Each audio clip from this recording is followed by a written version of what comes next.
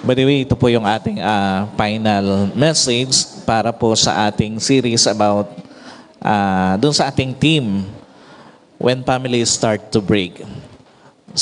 Since ito po ay last week, so next week, we will start another team, another topic para po sa buwan ng May. So, by the way, totoo po ba isa dun sa mga pinakamasakit na karanasan sa buhay, lalo na kapag ka nagmahal ka, yung andali-dali kang naisuko. Totoo po ba yun? Isa sa mga pinakamasakit na karanasan sa isang pagmamahal, yung andali kang naisuko. Kasi nga, normal na sa isang tao na pag nagmahal, gusto niya hanggang sa huli sila pa rin. Totoo po ba yan? Sino rito gusto niya, yung nagmahal sa kanya, hanggang sa huli, siya pa rin yung mahal noong kanyang nagmahal na tao sa kanya. At the same time, sino po rito naniniwala na dapat kapag ka nagmahal, hanggang sa huli sasamahan siya. Totoo mo ba yan? Normal na yun sa isang tao eh. Kapag ka ikaw ay nagmahal, ang expectation mo na hanggang sa huli, ikaw. Hanggang sa huli, sasamahan ka. And at the same time, normal na sa isang tao, pagka nagmahal, gusto niya, hindi lang siya hanggang sa huli, hindi lang hanggang sa huli ipaglalaban at sasamahan din. Alam niyo po, ang malungkot lang na realidad sa pagmamahal, hindi lahat ng nagmahal hanggang sa huli, sila pa rin. Totoo po ba yan? Hindi lahat ng nagmahal hanggang sa huli, sila pa rin. Ang malungkot lang na reality sa pagmamahal, hindi lahat ng nagmahal hanggang sa huli, sinamahan. And at the same time, ang malungkot lang na realidad sa pagmamahal, hindi lahat ng nagmahal hanggang sa huli, ipinaglaban. Yung iba, at the middle of their journey, binitawan. Yung iba, at the middle of their journey, iniwan. At ang malungkot, yung iba, at the middle of their journey, ipinagpalit. Totoo pa ba, hindi madaling pakiramdam yon na meron kang expectation sa inyong relationship na hanggang sa huli, sasamahan ka, hanggang sa huli, ikaw, hanggang sa huli, ipaglalabang ka, pero at the middle ng inyong journey sa inyong relationship, bigla binitawan ka. Bigla iniwang ka, bigla ipinagpalit ka. At ito po ang totoo. Sa isang nagmamahal ng totoo, iba ang sakit pag bigla kang binitawan eh. Totoo po ba yan? Sa isang nagmamahal, iba ang sakit pag bigla kang iniwan. At sa isang nagmamahal, iba ang sakit pag bigla kang ipinagpalit. Kasi nga, ang kasing kahulugan noon, isinusuko na pagmamahal sa iyo. Ang kasing kahulugan noon, isinusuko na relasyon nyo, at ang kasing kahulugan noon, isinusuko ka na. At pinakamasakit na pakiramdam sa isang taong nagmahal, yung biglang mararamdaman mo, sinusuko ka na. Yung biglang mararamdaman mo, sinusuko na yung relasyon nyo. And at the same time, yung pagmamahal sa iyo. Now, the question is, bakit nga ba may mga tao ang dali-dali kang isuko? Alam niyo po unang-unang dahilan? Pwedeng gusto ka naman pero hindi ikaw ang gusto niya na pang forever. Totoo po ba may mga tao, mamahalin ka sandali pero hindi for life? Totoo ba may mga dumarating sa buhay natin, akala natin pang forever na pero hindi pala. Yung akala natin, gugustuhin tayo hanggang doon sa dulo pero hindi pala ikaw yung kanyang pang forever. May mga tao, pakikiligin ka lang sandali, pero hindi for life. Totoo po ba yan? Sa mga kabataan? So, sandali ka lang pakikiligin, pero hindi pala for life. May mga tao, sasamahan ka sandali, pero hindi pala for life. At ito po ang totoo. Hindi pa pwedeng, hindi ka malungkot eh. Pag yung taong akala mo for life, mamahalin ka na, pero hindi pala. Ito ang totoo. Hindi pa pwedeng hindi ka malungkot kapag ka yung taong akala mo sasamahan ka, pero hindi pala. What does it mean? Una, malungkot ka lang sandali, pero huwag kang maghabol o ipilit.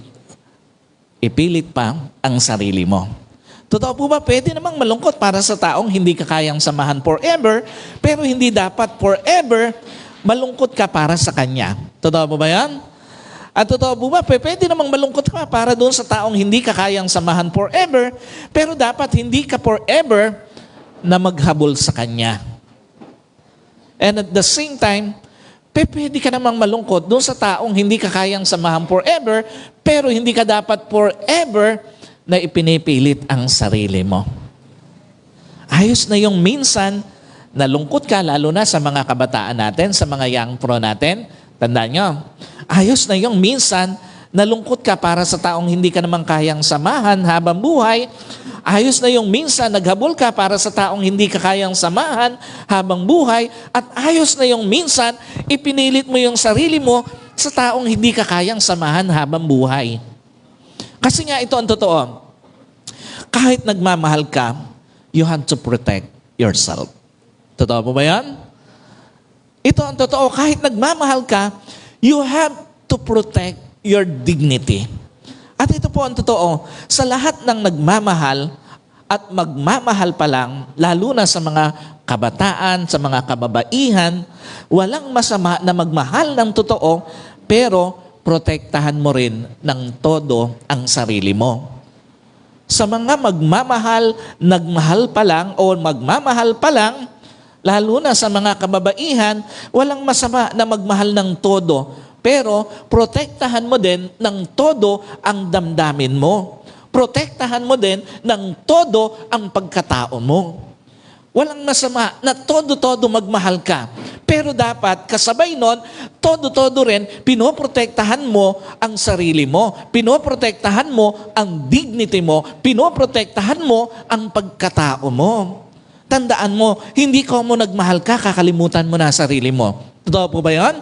Hindi ko mo nagmahal ka, kakalimutan mo na dignity mo. At hindi ko mo nagmahal ka, kakalimutan mo na ang halaga mo. Ikalawa, malungkot ka lang sandali, pero huwag kang magsarado para sa iba. Sino po naniniwala? Hindi ko mo may nang iwan sa iyo, wala nang darating na hindi ka iiwan. Totoo po ba yan? Sino naniniwala? Hindi ko mo may nang iwan sa iyo ngayon, wala nang darating na sasamahan ka for life. At sino po naniniwala, hindi ko mo may nang iwan sa iyo ngayon, wala nang paparating na mag-i-stay sa tabi mo for life.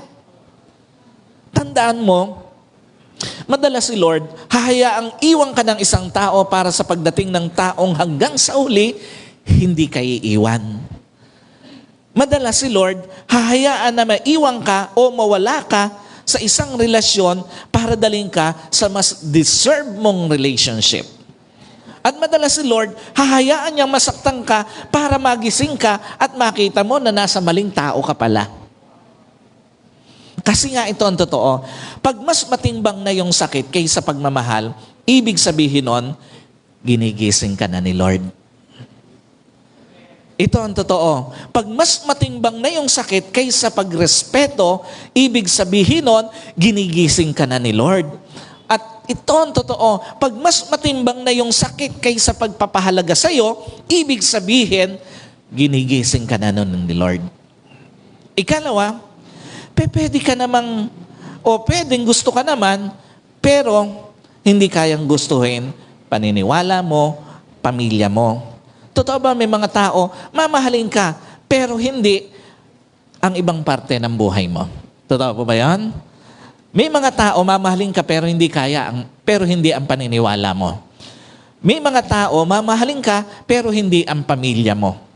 At ito po ang totoo, hindi pwedeng hindi ka malungkot sa isang relationship na hindi ka kayang tanggapin ng buong buo. Tandaan niyo po, walang taong sumaya sa isang relationship na hindi siya natanggap ng buong buo. Ito ang totoo. Hindi pwedeng hindi ka malungkot sa isang relationship na hindi kayang tanggapin ang paniniwala mo, hindi kayang tanggapin ang pamilya mo, hindi kayang tanggapin yung mga taong mahahalaga sa'yo. What's the point? Una, malungkot ka lang sandali, but be open immediately sa kayang mahalin pati destiny mo. Tandaan niyo po, sa lahat ng mga young pro natin na nagbabalak magpakasal, tandaan niyo, pag nagpakasal ka sa isang tao, hindi lang yung pagkatao niya pinakasalan mo, maging yung destiny ng isang tao pinakasalan mo. Kaya nga napaka-importante na unang-una, kapag ka may taong tinanggal ang Diyos sa iyo, taong hindi kayang tanggapin, una, ang buong-buong pagkatao mo, ang paniniwala mo, ang pamilya mo, malungkot ka lang sandali, but be open immediately sa kaya kang mahalin pati destiny mo. Alam niyo po, again, pwede namang malungkot pero dapat sandali lang para sa taong hindi ka kayang tanggapin ng buong buo. Pwede namang malungkot pero dapat sandali lang para sa taong hindi kayang mahalin ang paniniwala mo, ang pamilya mo. Pwede namang malungkot pero dapat sandali lang para doon sa mga taong hindi kayang tanggapin yung mga taong mahalaga sa'yo. Why? Kasi nga, pag hinayaan mong talunin ka ng lungkot, pipiliin mong bumalik doon sa taong hindi kayang buuin o hindi ka kayang mahalin ng buong buo. Alam niyo po, pansinin niyo, pag natatalo tayo ng emotion natin, pinipili na lang natin bumalik doon sa taong hindi tayo kayang mahalin ng buong buo eh. Pagka natatalo tayo ng ating emotion, nalulungkot tayo, pinipili na lang natin bumalik doon sa taong hindi kayang mahalin yung buong pagkatao natin, yung paniniwala natin, yung ating pamilya, yung mga taong mahahalaga sa atin. Alam niyo po, tandaan mo, isa sa mga pinakamasakit na magagawa mo sa journey mo, yung piliin mo pa rin yung taong hindi ka kayang tanggapin ng buong buo. Isa sa mga pinakamasakit na magagawa mo sa journey mo, yung piliin mo yung tao na hindi ka kayang tanggapin at ang pamilya mo. Hindi kayang tanggapin yung mga taong mahahalaga sa'yo. Ikalawa, malungkot ka lang sandali, pero wag na wag mong isusugal relasyon mo sa Diyos at sa pamilya mo. Totoo ba, pinakamalungkot na magagawa mo para sa Diyos, iwan mo siya para sa isang tao. Totoo ba yun? May mga tao, nagagawang iwan ng Panginoon para sa isang tao. Alam niyo po, pinakamalungkot na magagawa mo para sa pamilya mo, iwan mo siya para sa ibang tao. But that doesn't mean, ito po ang totoo, pwede ka namang magmahal nang hindi mo nasasaktan ng Diyos. Totoo po ba yan? Pwede ka namang magmahal nang hindi mo nasasaktan ng pamilya mo. Pwede ka namang magmahal nang hindi mo nasasaktan yung mga taong mahalaga sa'yo. Alam niyo po, pwede ka namang magmahal nang hindi mo tatalikuran ang pamilya mo, yung mga taong mahalaga sa'yo, at higit sa lahat, ang Diyos. Alam niyo po, walang taong sumaya sa paglayo sa Diyos kahit nagmahal ka ng ibang tao o ng isang tao. Walang taong sumaya ng totoo, ng kumpleto, nang nalayo naman sa kanyang pamilya. At walang taong sumaya ng gusto kahit nagmahal pa siya, nang nalayo naman siya doon sa mga totoong mahalaga sa kanya. Sino po rito, lalo na sa mga kabataan, kaya mong panindigan ng Diyos? Kaya mong panindigan ng pamilya mo? At the same time, sino rito kaya mong panindigan yung mga taong mahalaga sa iyo? Yung mga kaibigan mo, yung mga barkada mo, nasasaya sa hirap, sa ginhawa, kasama mo. Alam niyo po, sometimes, malungkot lang na may mga sitwasyon na may mga tao pinapipili tayo. Totoo po ba yun? Minsan pinapipili tayo yung Diyos mo o yung relasyon natin. Yung pamilya mo o tayo. Yung barkada mo o tayo. Alam niyo po, sometimes, hindi nakikita ng ibang tao kung gaano ka-importante sa atin na bahagi ng kabuuan natin. Yun eh. Alam niyo po, again, pinakamalungkot na pwede mong magawa, yung talikuran mo ang Diyos para sa isang tao. Yung talikuran mo ang pamilya mo para sa isang tao. Yung talikuran mo, yung mga mahalagang tao sa iyo para sa isang tao. Again, walang sasaya kahit nagmahal ka pa, pag tinalikuran mo ang Diyos, ang pamilya mo, yung mga taong mahalaga sa iyo. Ikatlo, bakit may mga taong andali-dali tayong isuko? Pwedeng gusto ka naman, pero naagaw ng mas maagap. Totoo po ba? Nangyayari yun? Alam niyo po, pwedeng gusto ka naman ng isang tao, pero mahina sa tukso eh. Pwedeng gustong-gusto ka naman ng isang tao, pero madali kang makalimutan pag may iba ng kaharap. At totoo ba, pwedeng gusto ka naman ng isang tao, pero naiiba gusto pag malayo na sa'yo eh. Totoo ba, nangyayari yon sa isang relationship? At ito ang totoo, hindi pwedeng hindi ka malungkot pag yung mahal mo ang hina sa tukso. Hindi pwedeng hindi ka malungkot pag yung mahal mo nakakalimutan ka pag may iba ng kaharap eh. At hindi pwedeng hindi ka malungkot pag yung mahal mo naiiba gusto pag wala ka na sa tabi niya. What does it mean? Una, malungkot ka lang, pero wag kang papayag na may kasalo sa pag-ibig.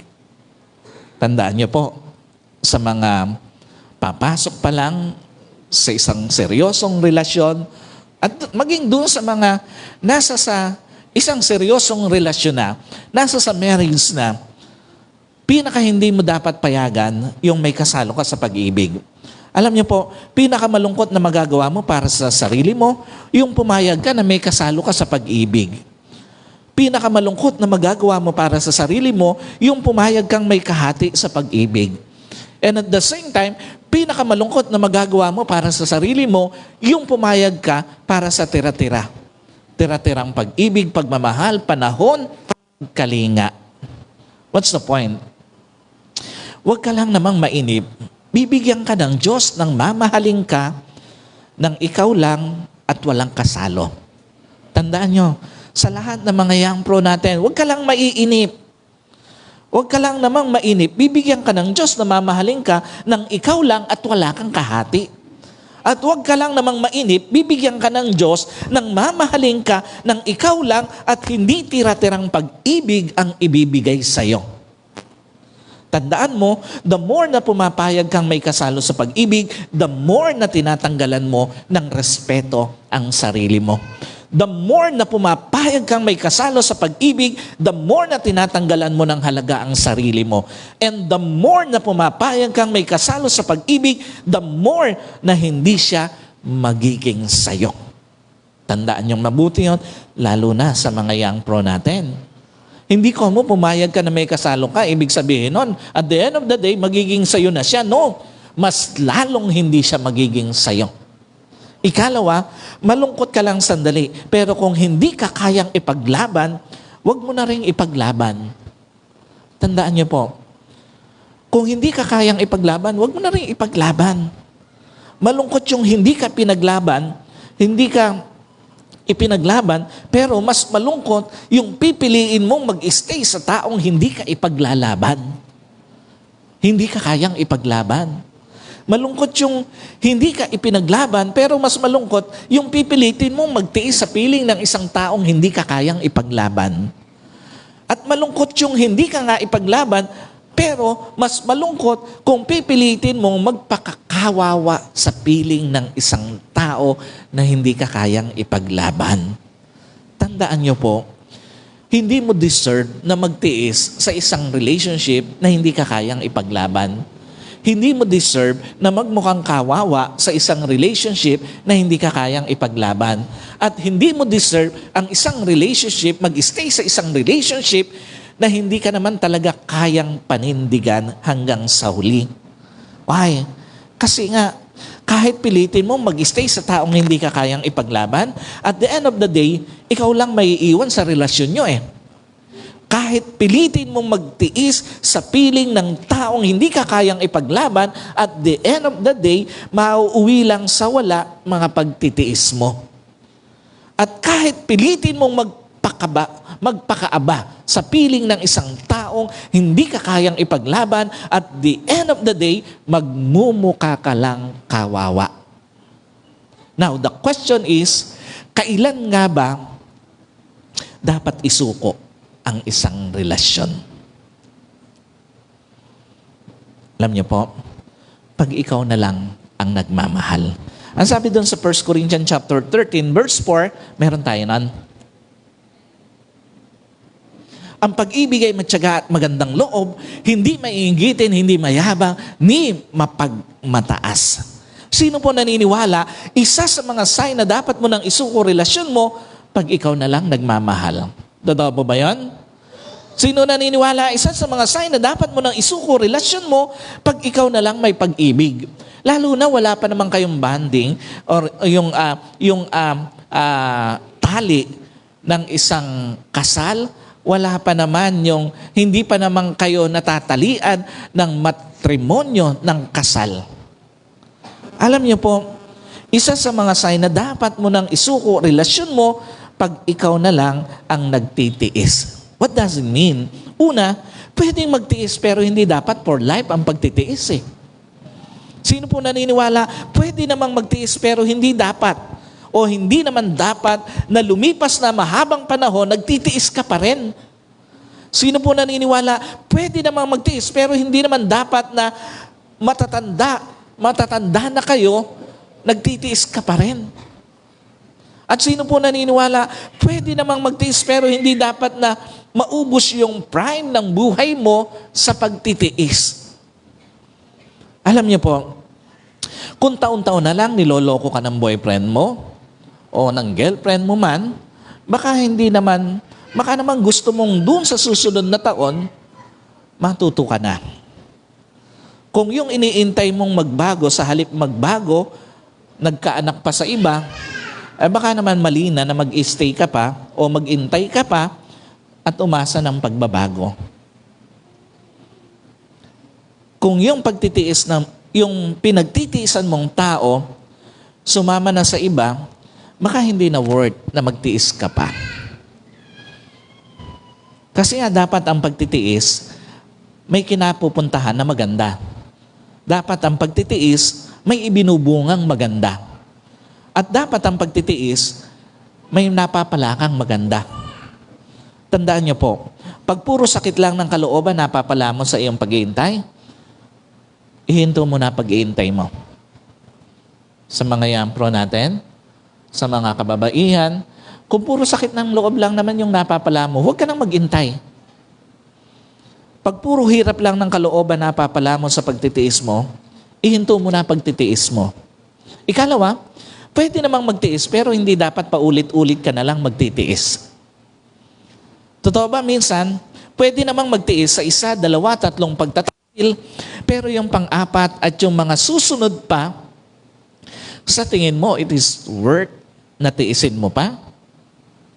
Yung hindi pa kayo mag-asawa, gano'n na ginagawa sa'yo? Tingin mo, worth kaya na ituloy mo pa yung relasyon mo? Totoo ba? Pwede namang magtiis sa 1, 2, 3 pang-iiwan, pero yung pang-4 at yung mga susunod na, sa tingin mo, it is worth na tiisin mo pa? Iniwan ka na minsan, pangalawa, pangatlo, yung pang-4 kaya, tingin mo, worth pa kayang tiisin yung pang-iiwan na yon? At totoo ba? Pwede namang magtiis sa 1, 2, 3 pananakit, pero yung pang-4 at yung susunod pa, sa tingin mo, is it worth na tiisin mo pa? Alam niyo po, sa mga kabataan natin, lalo na sa mga kababaihan, pag ngayon pa lang nakikita mo na parang magaan ang kamay ng boyfriend mo, maghanap ka na ng iba. Kasi tandaan mo, pag sinaktan ka, hindi lang naman ikaw ang masasaktan eh. Masasaktan ang magulang mo, ang nanay mo, ang tatay mo, yung mga kapatid mo. Alam niyo, pag ngayon pa lang nakikita mo na ang isang tao parang ang gaan ng kamay, ang daling manakit, iwan mo na kagad. Huwag ka nang magdalawang isip pa na mag-stay sa ganyang klase ng relationship. At the same time, kung nakapili ka na ng maling tao, lalo na hindi pa naman kayo kasal, pero sinasaktan ka na, huwag mo nang tiisin ang pananakit sa'yo. What's the point? Baka yung pagtitiis mo, maling pagtitiis na. Baka yung pagtitiis mo, hindi nakalooban ng Diyos. At baka yung pagtitiis mo, mas sinasaktan ka lang. Tandaan mo, walang masama na magtiis para sa isang tao. Pero dapat, tiyakin mo na tama pa pagtitiis mo. Walang masama na magtiis para sa isang tao, pero dapat tiyakin mo, kalooban pa ng Diyos yung pagtitiis mo. At tandaan mo, walang masama na magtiis para sa isang tao, pero dapat tiyakin mo na pupunta ka sa paggaling at hindi sa panibagong sakit ng kalooban dahil sa pagtitiis mo. Ikalawa, pag ikaw na lang ang nagre-respeto. Alam niyo po, malalaman mo na dapat ka nang bumitaw pagka ikaw na lang ang nagmamahal sa inyong relasyon. At the same time, pag ikaw na lang ang nagre-respeto. Sino po naniniwala? Isa yon sa mga sign na dapat mo na siyang isuko. pag walang pakundangan kang sinasaktan, hindi pa kayo mag-asawa, wala pa nga kayong basbas ng matrimonyo ng kasal, sinasaktan ka na emotionally, physically, verbally, dapat ihinto mo na yung relasyon na yan. Kalokohan na yung relasyon na yan. Kapag pipilitin mo pang magtiis sa isang relasyon na paulit-ulit kang sinasaktan, alam niyo po, isa sa mga sign na dapat mo nang isuko ang relasyon mo pag walang pakundangan ka ng pinagtataksilan. At sino po naniniwala, isa sa mga sign na dapat mo nang isuko ang relasyon mo pag walang pakundangan ka ng binabaliwala. Yung hindi pa kayo mag-asawa, nakukuha ka ng saktan. Yung hindi pa kayo mag-asawa, napapagtaksilan ka na. Yung hindi pa kayo mag-asawa, binabaliwala ka na. It is a sign na wala yung respeto sa iyo. Kasi nga, sa ayaw at sa gusto mo, ang paulit-ulit na pananakit, kawalan na yan ng respeto.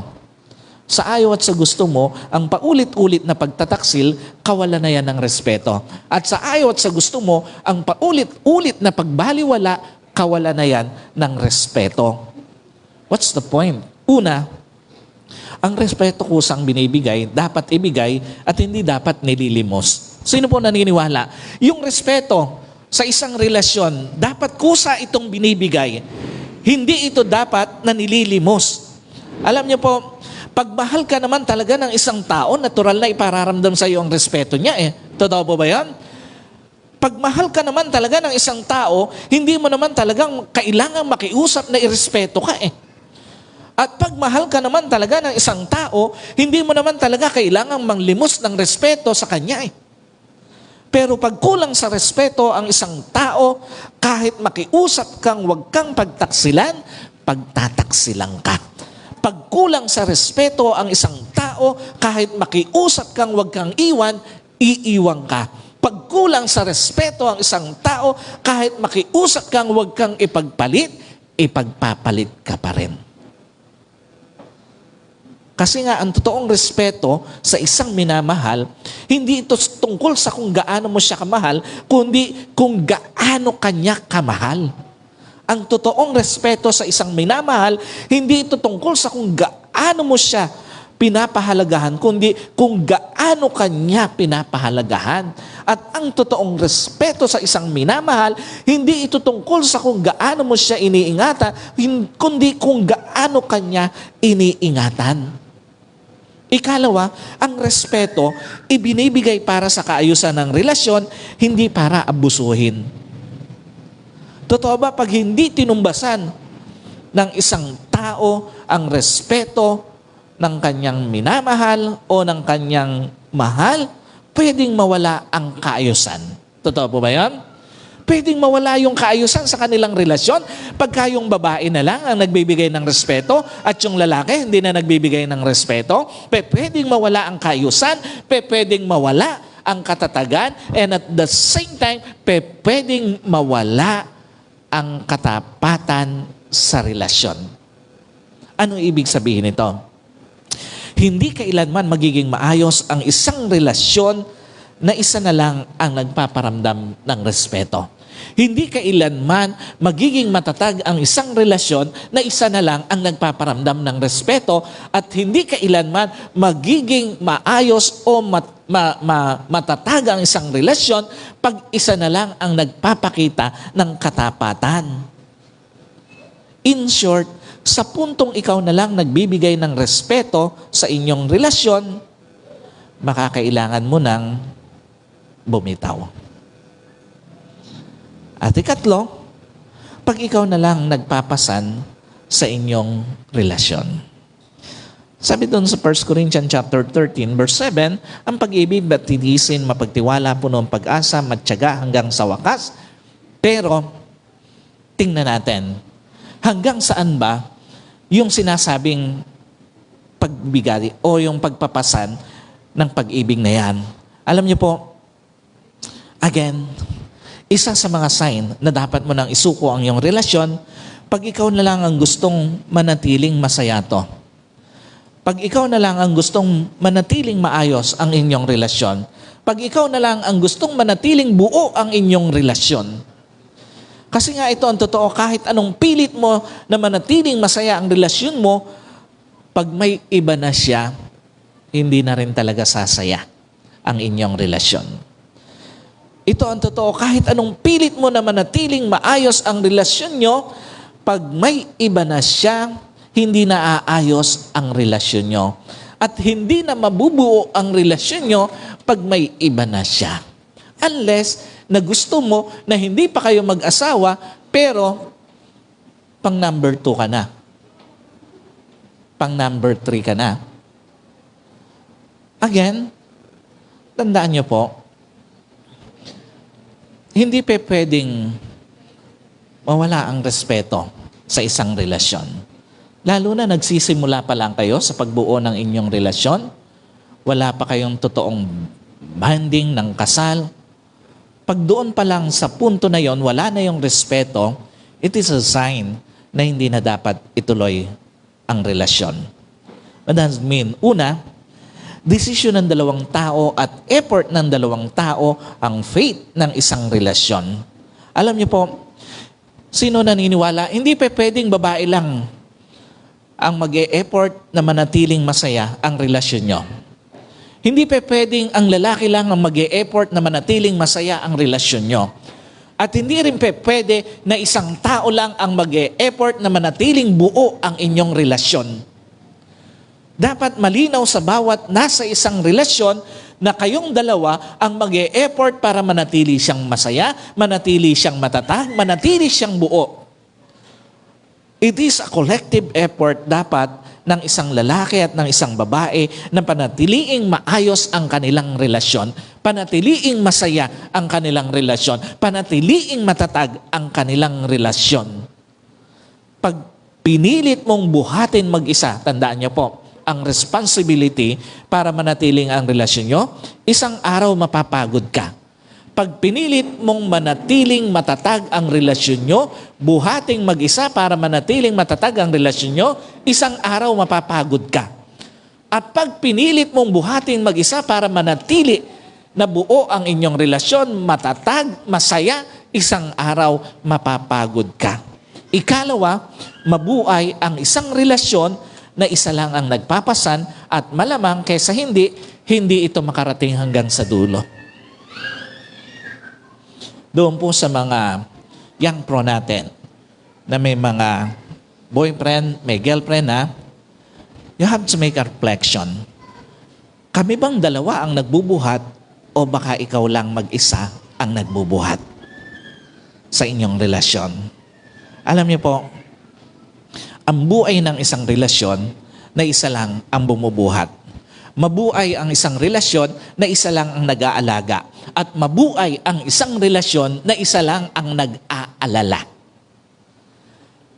Alam niyo po, pag isa na lang ang bumubuhat para manatili itong buo, pag isa na lang ang nagbubuhat ang nag-aalaga para manatili itong buo, at isa na lang ang nag-aalala para ito manatiling buo, isang araw, masisira din siya.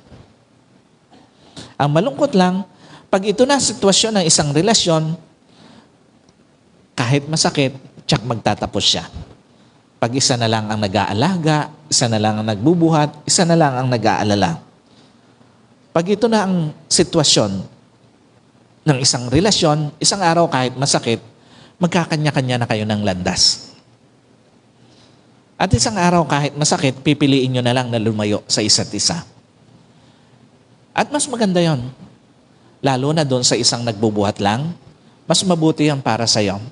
Kesa mag-stay ka sa isang relationship na for life, mag-isa ka lang magbubuhat. At mas masakit yon, lalo na may tali na kayo ng marriage, hindi ka na makalabas. Habang buhay, magtitiis ka na ron. Magbubuhat mag-isa, mag-aalagang mag-isa, para manatiling masaya, buo ang inyong relasyon. Tandaan niyo po, binuo ang isang relasyon, lalo na marriage, tandaan niyo, para manatiling buo sa gitna ng mga pagsubok. Binuo ang isang relasyon, lalo na pag nandoon na kayo sa marriage, para manatiling nasa tabi ang isa't isa sa gitna ng mga pagsubok. at binubuo ang isang relasyon, lalo na ang isang marriage, para manatiling ipinaglalaban sa gitna ng mga pagsubok. Now, the question is, kailan naman dapat ipaglaban ang isang relasyon, lalo na sa marriage? Alam niyo po, pag parehas pa kayong gustong ilaban pagmamahalan nyo sa gitna ng pagsubok. Alam niyo po, hindi lang naman doon sa point na mag-boyfriend, mag-girlfriend pa lang kayo, dumarating ang pagsubok. Lalo na doon sa point na ang isang babae at ang isang lalaki nakapasok na doon sa sitwasyon ng kasal. At kailan dapat ipaglaban ang kanilang relasyon, lalo na doon sa gitna ng pagsubok. Alam niyo po, hanggat may pag-asa pang natatanaw para ilaban ang isang relasyon, lalo na ang isang marriage, dapat ilaban ito. Sino po naniniwala, hanggat may liwanag pang natatanaw para ilaban ang isang relasyon, dapat ilaban ito. At hanggat may buhay pang natatanaw para ipaglaban o ilaban ang isang relasyon, dapat ilaban ito. What's the point? Una, huwag agad bitawan yung kumakapit pa sa pagmamahalan nyo. Sa mga young pro at lalo na dun sa mga nakapasok na sa isang relasyon ng marriage, kapag ka naman may kumakapit pa o kumakapit pa dun sa pagmamahalan nyo, huwag mo naman agad bitawan. Alam niyo po, minsan, mas kailangan mo lang tingnan yung pagkapit ng isang tao sa inyong relasyon kaysa pagkakamali niya. Totoo po ba yan? Sino naniniwala? Minsan, mas kailangan mo lang tingnan yung pagkapit niya kaysa dun sa mga pagkakamali niya eh. At sino po naniniwala? Minsan, mas kailangan mo lang tingnan yung pagkapit ng isang tao sa inyong relasyon kaysa mga pagkukulang niya. At sino po naniniwala? Minsan, mas kailangan mo lang tingnan yung pagkapit ng isang tao sa inyong relasyon kaysa dun sa mga pagkadapa niya. What's the point? Kasi nga, pag tinignan mo na gawang pagkakamali sa iyo at sa inyong relasyon kaysa kagustuhan niyang, kahit kagustuhan pa niyang kumapit sa inyong relasyon, ikaw na mismo ang bibitaw eh. Kasi nga, ang titingnan mo yung pagkakamali niya eh. Pag mas tiningnan mo yung nagawang pagkukulang sa iyo at sa inyong relasyon, kaysa kagustuhan niyang kumapit sa inyong relasyon, sa pagkukulang ka na lang niya, mapopokus. At pag mas tiningnan mo nagawang pagkadapa sa iyo at sa inyong relasyon, kaysa kagustuhan niyang kumapit sa inyong relasyon, sa pagkadapa ka na lang ng isang tao, mapopokus. At yung nag-focus sa pagkakamali ng kanyang boyfriend o ng girlfriend, lalo na ng kanyang asawa, alam niyo po, mas marami hindi na nabuo ang kanilang relasyon. Yung mga nag-focus doon sa pagkukulang, yung mga nag-focus doon sa mga pagkadapa ng kanyang boyfriend, ng kanyang girlfriend o ng kanyang asawa, mas nasira sila kaysa mabuo eh. Ano pinapakita rito ng Panginoon? Alam niyo po, sometimes, again, tingnan na lang natin yung mas kagustuhan ng isang tao na manatili kayong buo kesa mag-focus doon sa pagkakamali, sa pagkukulang at sa pagkadapa. Ikalawa, huwag agad bitawan yung naniniwalang maaayos pa naman kayo eh. Sino po naniniwala? Gaya nung madalas na sinasabi ko, when it can be untie, do not always cut. Pagka pwede pa namang tanggalin lang muna yung buhol at huwag agad putulin agad-agad ang isang relasyon, dapat ganun tayo sa ating relasyon. Pwede pa namang maayos ang isang relasyon, lalo na kung yung mismong nagkamali, buong kapakumbabaan na naninikluhod na maayos pa kayo. Totoo po ba yan? Pagka naman yung nagkamali sa'yo, buong katapatan naman na nagsasabi na nagkamali siya at gusto niyang itama ang pagkakamali niya, pwede pa namang iayos ang isang relasyon eh. At sino po naniniwala, pwede pa namang maayos ang isang relasyon, lalo na yung isang nagkulang ay buong katapatan na naninikluhod na itatama at pupunan yung kanyang mga pagkukulang. Alam niyo po, kung may nagkulang man, kung may nagkamali man, kung may nadapa man, pero buong kapakumbabaan na naninikluhod na gustong itama ang pagkakamali niya, punan ang pagkukulang niya, dapat hindi natin agad isinasarado ang pintuan. Alam niyo po, ano pinapakita rito? Magpakumbaba ang nagkamali at tanggapin ang pagpapakumbaba ng nagkamali. Magpakumbaba ang nagkulang at tanggapin ang pagpapakumbaba ng nagkulang. Magpakumbaba ang nadapa at tanggapin ang pagpapakumbaba ng nadapa. On that way, mapakaraming mare-restore na relationship. Pero yung nagkamali na ang malakas pa ang loob na makapaghiwalay, hiwalayan mo kagad. Huwag ka nang magdadalawang isip. Pagka yung nagkulang pa ang malakas ang loob na makipaghiwalay sa'yo, hiwalayan mo kagad, lalo na hindi pa naman kayo kasal. Alam niyo po, kung malakas ang loob ng isang tao, maraming makitang kapalit, dapat mas malakas ang loob mo na ang Diyos kayang magbigay ng karapat-dapat na tao sa'yo. Ikalawa, pag handang itama ng nagkamali ang mga pagkakamali niya, isa sa mga sign na dapat ipaglaban pa ang isang relasyon, pagka naman yung nagkamali, handang itama yung kanyang mga pagkakamali. Alam niyo po, pag handang punan yung kanyang mga pagkukulang, itama ang mga pagkakamali, it is a sign na dapat ilaban mo pa relasyon mo. What does it mean? Una, sa halip bitawan, tulungan mo na lang na itama mga pagkakamali niya. Hindi sagot ang bitawan agad ang nagkamali sa isang relasyon. Lalo na't may desire naman itong nagkamali na itama ang pagkakamali niya. Hindi sagot ang bitawan agad ang nagkulang sa isang relasyon, lalo na't may desire naman itong punan ang kanyang pagkukulang.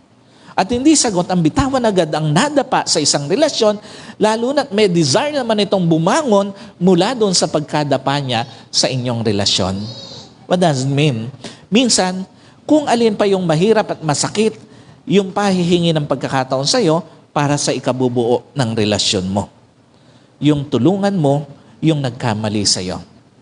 Yung tulungan mo, yung nagkulang sa'yo. Yung tulungan mo, yung nadapa sa relasyon niya. Ikalawa, sa halip bitawan, ilaban mo na lang yung nagkamali sa relasyon nyo. Alam niyo po, minsan, for some reasons, ayaw mo nang ilaban yung nagkamali sa'yo. Totoo po ba yun? May mga tao, sometimes, dahil nasaktan tayo, dahil may nagkulang sa atin, sometimes ayaw na nating ilaban yung nagkamali sa atin. Alam niyo po, minsan, for some reasons, ayaw na nating ilaban yung nagkulang sa atin at yung nadapa sa relasyon natin. But sino po naniniwala, wala naman talagang relasyon na habang panahon, walang magiging kwento ng pagkakamali. Totoo po ba yan? Walang relasyon na habang panahon, walang magiging kwento ng pagkakamali. Tandaan niyo po, walang relasyon na habang panahon, walang magiging kwento ng pagkukulang. At walang relasyon na habang panahon, walang magiging kwento ng pagkadapa. May mga pagkakataon na may magkakamali sa isang relasyon. May mga pagkakataon na may magkukulang sa isang relasyon. At may mga pagkakataon na may madadapa sa inyong relasyon. What's the point? Huwag mong hayaang matapos ang kwento ng relasyon mo dahil lang may nagkamali. Sa halip, idagdag mo sa kwento yung ipinaglaban mo yung nagkamali sa'yo. Huwag mong hayaang matapos ang kwento ng relasyon mo dahil lang may nagkulang.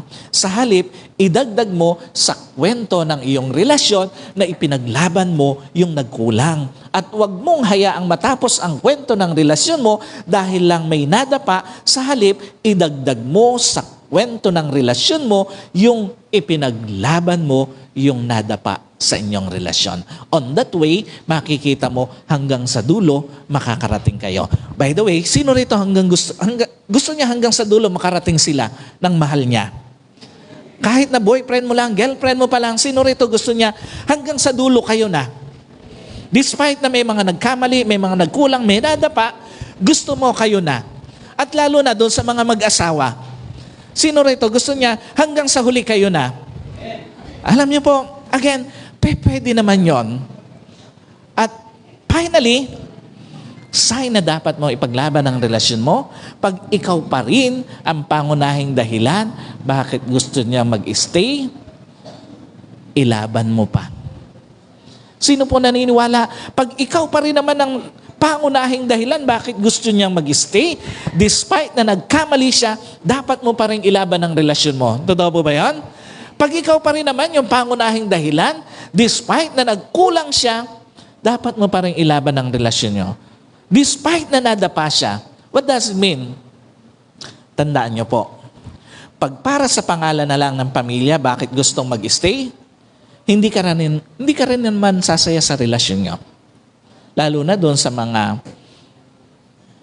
nagkaroon na ng tali ng kasal.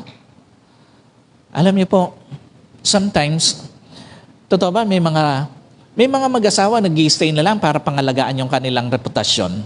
Totoo po ba yan? Para pangalagaan na lang yung kanilang pangalan. Alam niyo po, hindi ka rin naman sasaya sa isang relasyon na hindi na ikaw ang dahilan bakit nag-i-stay pa siya sa tabi mo eh. Hindi ka rin naman sasaya sa isang relasyon na reputasyon na lang ng pamilya nyo ang pinoproteksyonan bakit nag-i-stay pa sa tabi mo. At hindi ka rin naman sasaya sa isang relasyon na masaya na sa tingin ng iba, na masaya lang sa tingin ng iba, pero malungkot pag kayong dalawa na lang. Ano ibig sabihin nito?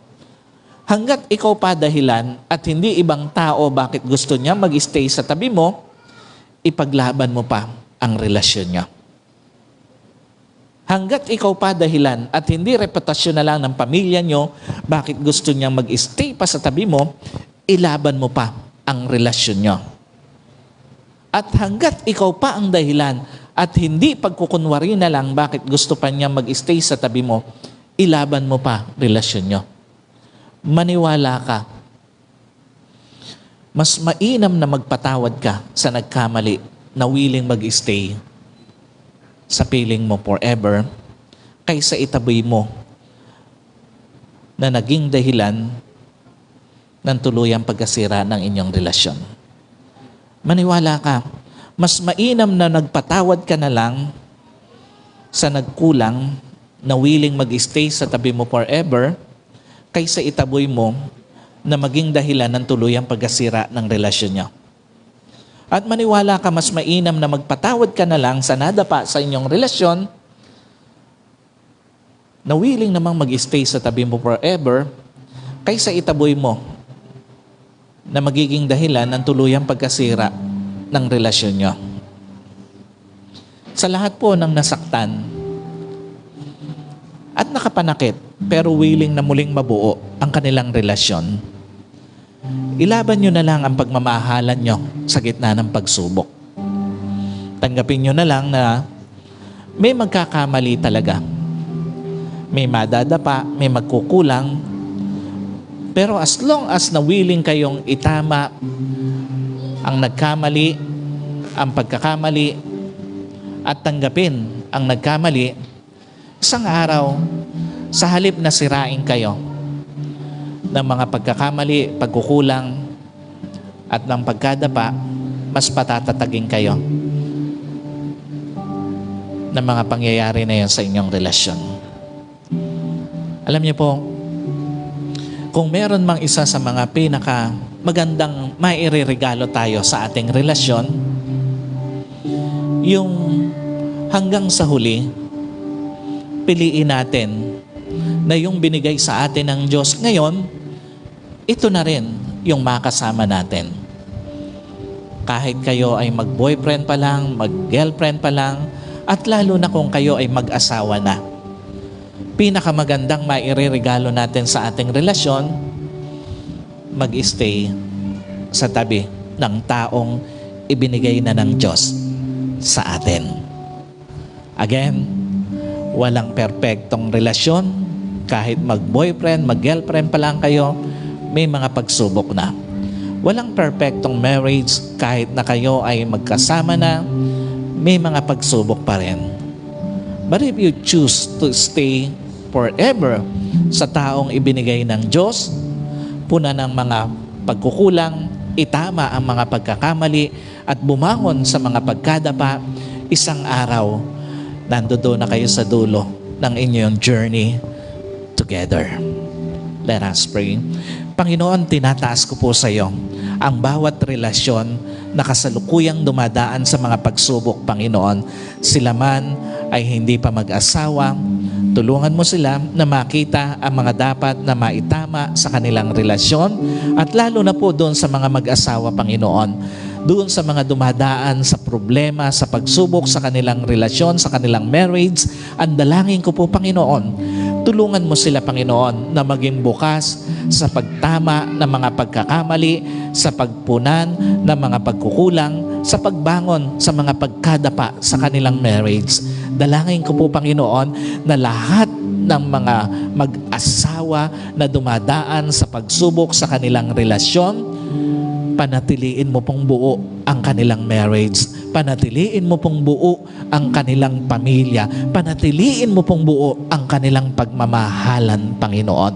Gamit ang mensahe ng paalala sa bawat isa sa amin, magsilbi po ito, Panginoon, na panggising sa amin na hindi namin dapat sayangin ang relasyon na ipinagkakatiwala mo sa amin, lalo na ang marriage na ikaw mismo ang nagregalo sa bawat isa.